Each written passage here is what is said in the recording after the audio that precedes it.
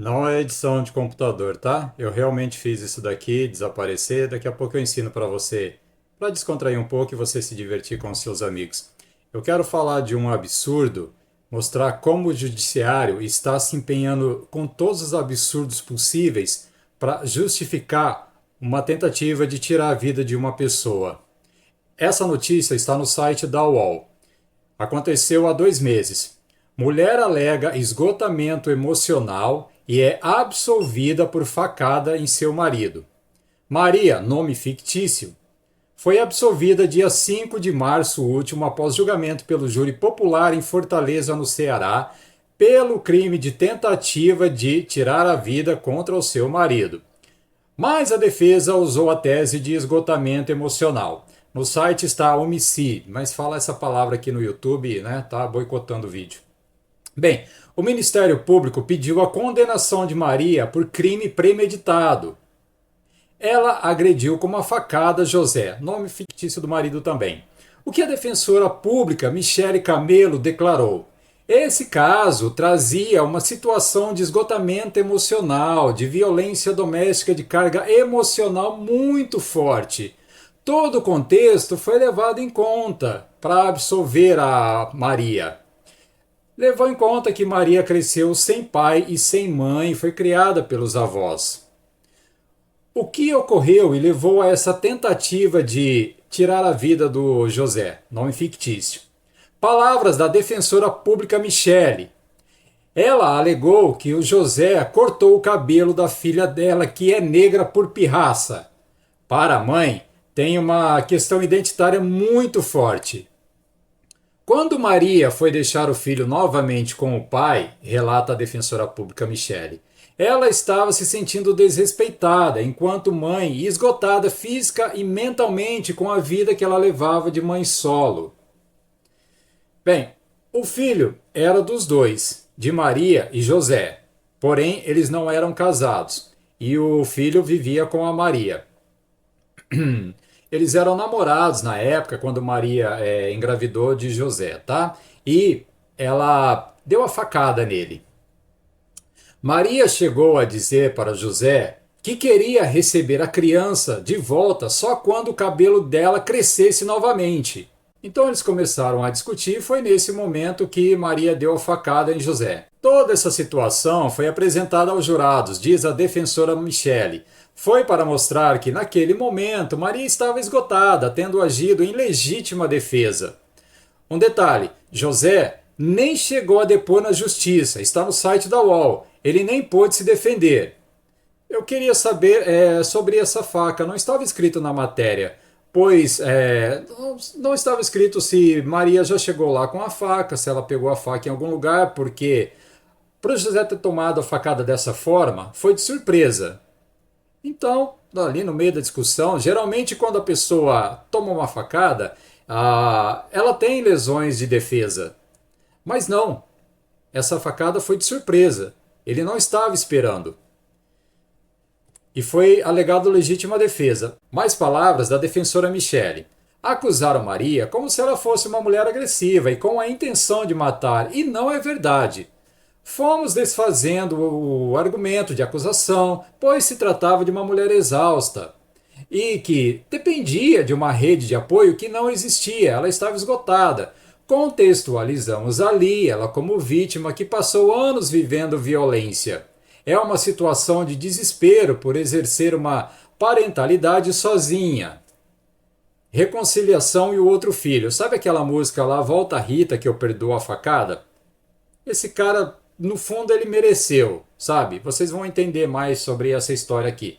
Apesar de que a gente acha ele se ferrou porque ele mereceu, óbvio que nada justifica esse ato que Maria fez com ele dar uma facada a tentar tirar a vida do José, não é mesmo? Principalmente se fosse ao contrário, né? Se o homem tivesse dado uma facada a tentar tirar a vida de uma mulher, o que a mídia ia dizer? Nada justificaria, não é mesmo? Bem, sobre a reconciliação e o outro filho. Maria e José, depois desse fato, dessa tentativa de tirar a vida dele, eles se reconciliaram, tiveram outro filho juntos e o relacionamento só foi encerrado em 2022.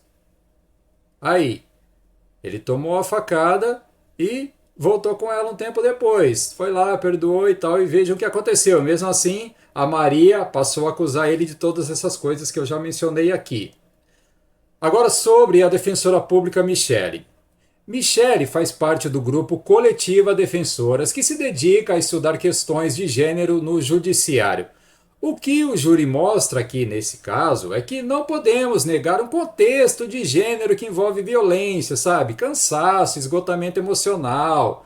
Eu vejo quanto isso impacta no cotidiano e o quanto isso deve ser levado em consideração nas decisões judiciais. Tá aí, foram palavras da defensora pública Michele. Ou seja, isso tudo foi levado em conta para poder absolver Maria da tentativa de tirar a vida do José. Então, mulherada, vocês que querem aí dar um fim no seu marido, é só vocês alegarem que sofreu algum tipo de violência, pois eu já falei aqui de casos em que a mulher tirou a vida do marido envenenado e alegou legítima defesa, falou que ele fazia agressões contra ela, e isso foi levado em consideração. O júri levou, apesar de que não tinham provas das agressões contra a mulher, tá? E só para lembrar sobre envenenamento, eu citei 2 livros que eu estou estudando sobre vários crimes de mulheres que tiraram a vida dos seus maridos envenenados, e as autoras fizeram um amplo trabalho de pesquisa com juristas criminais, também com a perícia criminal, com psicólogos, psiquiatras, sobre a mente dessas mulheres, porque envenenamento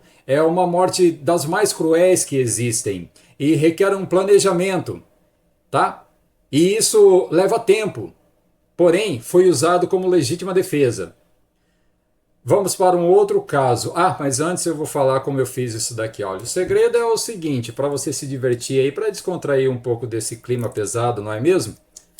Você pega um pedaço de fita transparente desse tamanho, do tamanho aqui da sua unha, ó, e você vai fixar dessa forma aqui no palito de dente, tá bom?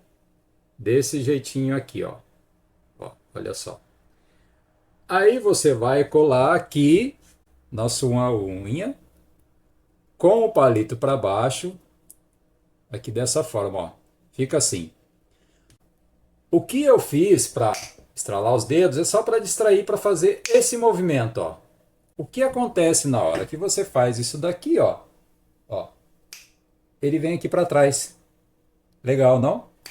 E você faz para voltar. Ok? Falei que não era edição de computador, né? Bem, vamos ao segundo caso que passou na Rede Record de Ribeirão Preto, São Paulo. Isso aconteceu há 3 meses, mas como eu não fiquei sabendo antes, eu vou só falar agora. Brenda Xavier, essa que eu estou colocando na imagem, ela tirou a vida com 3 facadas de Carlos José Camargo da Silva. Ele tinha 29 anos e era corretor de imóveis. Eles ficaram morando juntos por 6 meses. Ela era conhecida por ser muito ciumenta e possessiva. Falava, ou fica com ela, ou não vai ficar com mais ninguém. E durante as investigações sobre Brenda, eles descobriram outro fato de um ex-namorado dela que ela teve anterior a esse que está sendo noticiado aqui. Esse ex-namorado da Brenda, ele sofreu um acidente, está até hoje em coma. Um acidente muito misterioso que ainda não foi desvendado, estão investigando. Voltando para o caso aqui que ela deu 3 facadas e matou o Carlos Camargo da Silva. Segundo o delegado Rodolfo, ela vai responder por homicídio triplamente qualificado, sendo por motivo fútil, emprego de meio cruel e sem chance de defesa para a vítima. A Brenda alega legítima defesa, claro, como sempre, não é? Disse que estava sendo agredida pelo ex-namorado e por isso precisou matar facadas, e foram 3 facadas para se salvar. Vou falar como aconteceu o relacionamento entre Brenda e Carlos. Eles se conheceram e pouco tempo depois foram morar juntos. Ela era ciumenta e possessiva e ele pegou as coisas dele e foi embora, depois de estarem morando juntos por 6 meses. Deixou ela e voltou para a casa da mãe dele. Então a Brenda foi lá na casa da mãe dele, do Carlos, conversou, pediu para ele voltar e toda aquela conversa, né? Ele aceitou. Logo depois que ele voltou para a casa da Brenda, ele teve a sua vida tirada a facadas. Palavras do apresentador da reportagem. Acontece o crime. não tinha informação da discórdia entre eles. Aí a do corretor. A principal suspeita desaparece. Ela e a mãe desapareceram por um tempo, então a coisa não estava bem como a Brenda e a mãe dela estavam dizendo para a polícia. Aí elas aparecem tempo depois e alegam que houve uma briga, uma violência doméstica. Por que assim que aconteceu então a violência doméstica? Por que que a Brenda não declarou, não mostrou? Olha, tá aqui o que aconteceu comigo, olha só as marcas, né? Eu sofri violência.